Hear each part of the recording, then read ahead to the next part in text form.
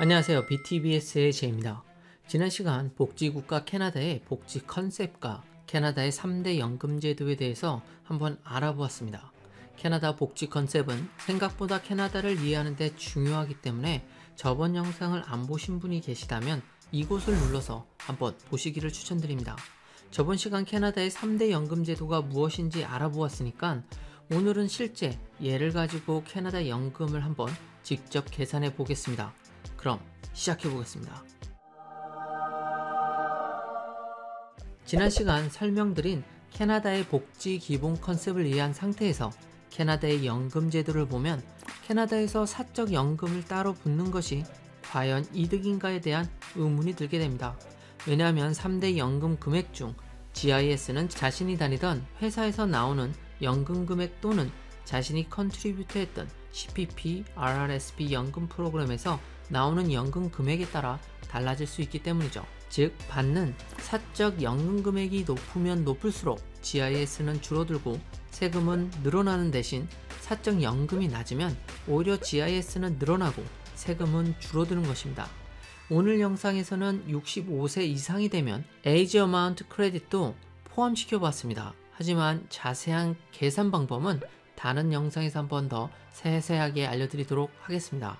다시 돌아와서 한국에서처럼 국민연금 외에 개인 변액보험이라든지 개인연금 같은 것을 캐나다에서도 가입을 해야 하는 것이 옳은 것인지 아니면 그냥 캐나다 3대 연금만 받는 것이 나은 것인지에 대해서 고민을 해봐야 할 듯 합니다. 이를 좀 더 잘 알아보기 위해서 오늘은 극단적인 3가지 사례를 보여드리면서 이해를 좀 더 돕도록 하겠습니다. 첫 번째 예는 캐나다 포스트에 다니는 A씨입니다. 캐나다 포스트 직원 또는 정부 잡을 하는 경우 30년을 일을 하면 회사 연금을 풀로 받을 수 있는데요. CPP와 비슷하게 회사에서 매번 페이첵에서 어느 정도의 금액을 떼가고 리타이어 후에 연금 형식으로 죽을 때까지 자신이 벌던 금액의 거의 90% 정도를 매년 수령받는다고 합니다. 캐나다 포스트 같은 경우는 약 30년 동안 2억 정도에서 2억 5천 정도를 연금으로 내야 한다고 하더군요. 여하튼 A씨는 은퇴 후 연 약 5만 불을 번다고 추정해 보겠습니다. 완전히 정확한 금액은 아니지만 캐나다 포스트를 은퇴한 제 친구에게 들었으니 거진 비슷할 겁니다. 두 번째는 IT 직업을 가진 B씨입니다.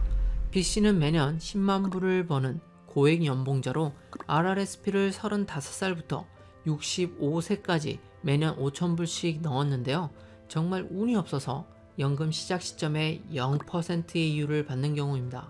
사실 이런 경우를 예상하시는 그런 분들은 별로 없겠지만 계산의 편의를 위해서 이렇게 해두었습니다.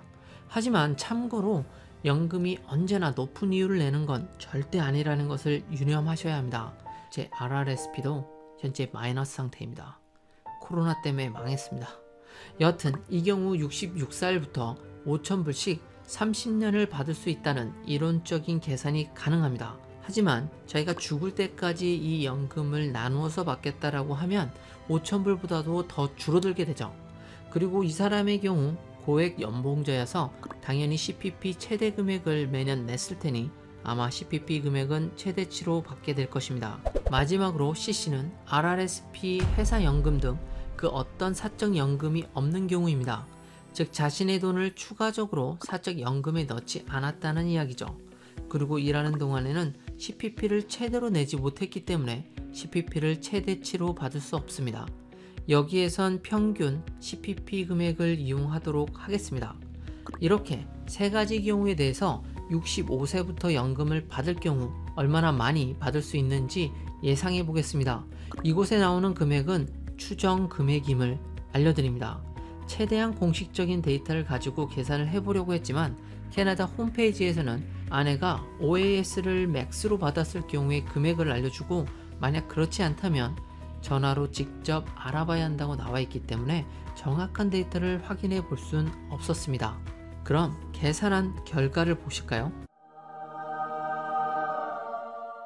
우선 참고로 CPP, 사적연금, OAS는 세금을 내야 하는 텍서블 금액이라는 거 유념하시기 바랍니다. A씨의 경우 매달 택서블 연금으로 최대 CPP 금액인 1154불과 회사 연금 4166불, 그리고 여기에 30년을 캐나다에 거주했다는 가정하에 OAS는 약 459불을 받습니다. 그래서 이얼리 인컴이 69,357불이 되고 캐나다 온타리오에 거주를 하고 있다 라고 가정을 하면 마진 세금률이 29.15%가 되게 됩니다. 여기에서는 Age Amount Tax Credit과 Basic Personal Amount Tax Credit을 페더럴과 프로빈스로 각각 계산해야 했기 때문에 이렇게 페더럴과 프로빈스를 나누었습니다. 이건 계산이 좀 복잡하기 때문에 그냥 이렇구나 하고 이번엔 지나가셔도 됩니다. 차후에 이와 관련된 내용도 영상으로 한번 만들어 보겠습니다.